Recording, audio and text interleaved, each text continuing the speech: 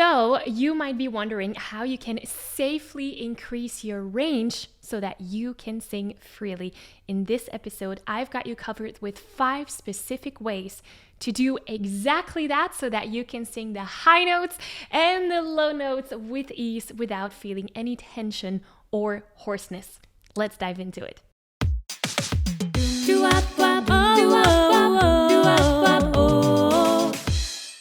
Hi, my name is Maggie. I'm the founder of the Singing Insiders, in which I help passionate singers just like yourself become the best version of themselves through doing what they love doing the most, which is singing. So let's look at what it takes to actually increase your range. Now, in order to truly get this, you need to understand some common mistakes that many aspiring and beginner singers tend to make. The first one is singing in only one register, and we're going to circle back to that idea. The main registers that people tend to know are chest voice and head voice, and many beginner singers, they don't even know the difference between the two, which causes them to sing in just one of those. The second mistake that's oftentimes made by beginner singers is that they feel hoarseness after singing for a few hours, and they think that's normal. They think that hoarseness is a part of the process. We're going to talk about that today as well. Also, many beginner singers, they believe that their chest voice is the only option. For example, the higher that they want to sing, the more they tend to push their voices. And then I'm pushing in order to sing that high note and in order to sing and expand that range. Again, we're going to talk about how we can do it differently. The last common mistake that many beginner singers tend to make is that it's not really a mistake, more of a mindset shift. It's believing that the range is the range. And I know I found myself in that trap at the beginning of my vocal journey. I thought that high notes were not for me because I just could not sing them. Now, I've learned otherwise, obviously, but I just thought this is my range. And, people can sing high notes. I cannot. My strengths lie elsewhere. And this is something, especially in the choir world, that has been reinforced in these past few years. I got a choir myself, and I got so many singers that start the choir and they tell me, oh, I'm an alto, so I cannot sing those high notes. Well, let's find out why that's not true. Because once you're aware of these mistakes that many beginner singers tend to make, we can actually change things. It all starts with awareness. And once you start changing those things, we're slowly starting to get into the world of what I called the trained singer. That's where I want to get you, because the trained singer, he knows, or she knows, the difference between all the different vocal registers. So the trained singer knows about chest voice, about head voice, about mixed voice. The trained singer also know that hoarseness is not a normal sign of singing, and it's actually a sign of using your voice in the wrong way. So it's something to look out to. The trained singer also will combine the different registers. Right? We talked about pushing the chest voice up high. The trained singer will actually know what to do instead. And the trained singer knows that talent only gets you so far. It's way more than talent. It's training over talent 100% of the time. And I really have seen that throughout my singing journey. Because I thought, again, my range is my range. There's nothing I can change about it. And training proved myself that was not true. So here's the 5 ways that you can expand your range in a safe way. The first one might seem obvious, but it's so important, and that is consistent practice. Singing is all about training your vocal muscles and getting that right type of vocal training into your muscle memory. Consistent practice will allow you to expand your range because it's something that you keep building upon over time. Let me compare that to my yoga practice. So I started yoga a few years ago, and I remember that at first I could not put my hands on the ground with my legs straight. I could just not do that. Now, no problem. Why? Because I had my consistent practice and I trained my leg muscles, I guess, in a way, I'm not a yoga expert, in a way that I can stretch them while having my hands on the floor. The same thing happens to your voice. Our voices are muscles. So singing one specific exercise to hit the high notes once will not make the difference. What will make the difference is the consistent practice so that you keep on training your muscle in that way so that those high notes become super easy. Again, it might seem obvious, but oftentimes this is the thing that gets overlooked. When I worked with singers in the Singing Insiders, which is our community for passionate singers, they say, okay, I did this vocal workout around hitting the high notes. Now what? I'm like, keep doing it. Keep doing it. And please choose songs that challenge you within your range. Oftentimes, we don't even think about the songs that we can sing. And that brings me to the second part, or the second way that you can increase your range in a safe way, is to sing songs that are beyond your comfort zone. That's the mistake that I used to make. I used to choose songs that were within my range, with quotation marks, because obviously I thought that was my range, and then obviously I learned how you could expand it. So it's not just about singing the right exercises on a consistent basis. It's also choosing songs that challenge you to go above and beyond what you're comfortable range-wise. That again will work on that consistency because you're working on singing in those higher parts or those lower parts of your voice. The more you sing a high note or the more you sing a low note, the easier it will get. So, number one, consistency. Number two, choose songs that really challenge you to move beyond your comfort zone and expand your range that way. Number three, this is a big one. Get clear on your different registers. And by that I mean especially your chest voice versus your head voice. And use them accordingly. So when are you switching between the two?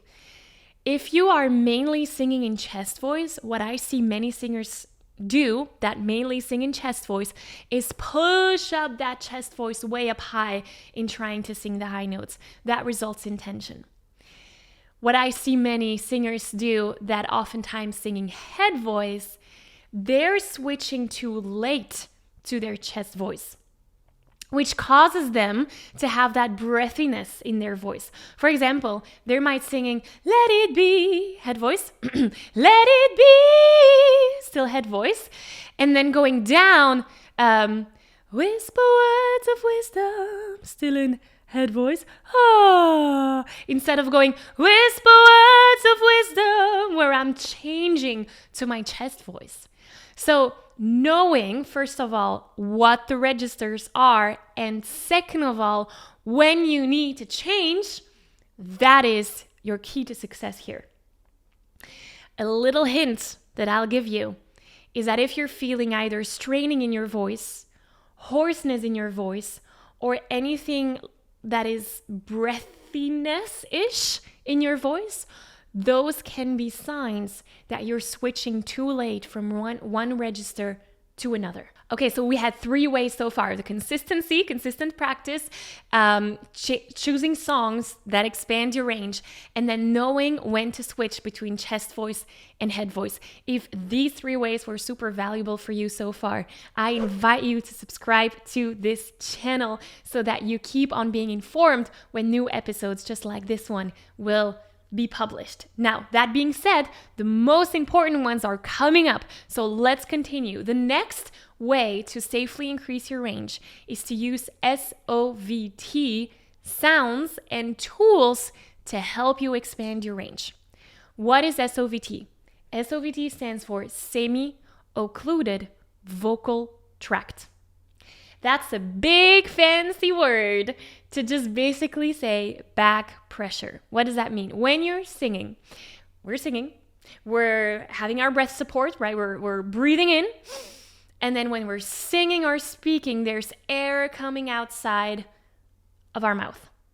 And that air passes our vocal cords, my vocal cords vibrate, and that's the thing that produces sounds. Okay, so there's one stream of air going out of my mouth. By using SOVT sounds or tools, there's another stream of air that goes back inside. So one stream of air out and one stream of air back in. And those two, they meet each other. And oftentimes they meet where my vocal cords are, right in between. So if you're listening to this on the podcast and you need a visual, because I'm showing things with my hands here, please go over to our YouTube channel to see the visual that I'm demonstrating here. So those two streams of air, they meet each other and my vocal cords are right in between. And that creates a safe and healthy environment for your voice to thrive in. With that, I mean, when you're within those two streams of air that come together, in other words, when you're using SOVT exercises and sounds and tools, there's nothing that you can do that will hurt your voice. Why? Because that air is kind of like a bumper. So your vocal cords never actually hit each other. So it's kind of like putting on a safety suit when you're going in space, for example. That safety suit is your bumper with what's outside. The same thing happens with your voice. So an SOVT sound could be a brrr, a v, a zh. A tool could be singing on a straw. A Luxvox is a very well-known tool as well that you can use. So those are all things that you can use that create that safe space for your voice to thrive. When you then do your vocal exercises to sing the high notes and the low notes, in other words, to expand your range within that container, that is gold. That is gold. And if you can then replicate the feeling that you have within those SOVT sounds, but then without the SOVT sound, so if I'm doing a and I'm going a little bit higher, and I'm asking you, okay, can you now sing that note in the same relaxed and in the same register, but without the, for example, on an ooh. Beautiful. Does that make sense? That's our fourth way. Our fifth way is to focus on vocal cord closure. What do I mean by that? Well, when we're singing or talking anything, when we're producing sound, when our vocal cords are vibrating to produce that sound, normally they very nicely come together. When that does not happen, so again, I'm having a visual here, so if you're listening on the podcast, go watch it on YouTube so that you can see my visual. So my vocal cords come together really nicely when I'm singing in a normal voice. If that does not happen and my vocal cords are slightly apart and still vibrating but not hitting each other, that's when we have that breathy sound. I cannot sing high notes, or for that matter, very low notes, if I do not have my vocal cord closure, if my vocal cords are vibrating apart from each other. It's just air coming through. So we want to make sure that those vocal cords close off. That's where, whoop, I got that closure in my voice. How do you work on vocal cord closure is the next question. There are some techniques that can help you with that. I'm thinking about twang. I'm thinking about a glottal onset. I'm thinking about vocal fry. Those are all techniques designed to make those vocal cords come together. So those are the 5 ways that you can expand your range in a safe way. 1, consistent practice. 2, using SOVT sounds and tools. 3, get clear on your different registers and then switch between them accordingly. 4, sing songs that actually expand your range and challenge you. And 5, focus on vocal cord closure. As you can see, what we've covered today in this episode is all about training your voice in a very specific and conscious way. Singing is a skill that you can train. And it's not just about training your voice. We talked about that today. But really, there's so much more to the training of you as a person if you want to become a great singer. It's not just about vocal technique. It's about focusing on the person behind that voice. And in my upcoming free training, I walk you through the exact path that you need to get to vocal freedom. Everything that you need to learn to sing so well that you can do it in public without feeling self-conscious. So click the link in the description of this video, of this episode, to get access to that free training. Because this is just the start. Vocal technique is one aspect of the puzzle. There is so much more to it. And I want to continue this conversation in that free training with you. So your action item is to go grab that link and join that free training. I will see you there. Thank you so much for showing up in today's episode. And I will see you on the next week episode again. Thank you so much. Talk soon. Bye.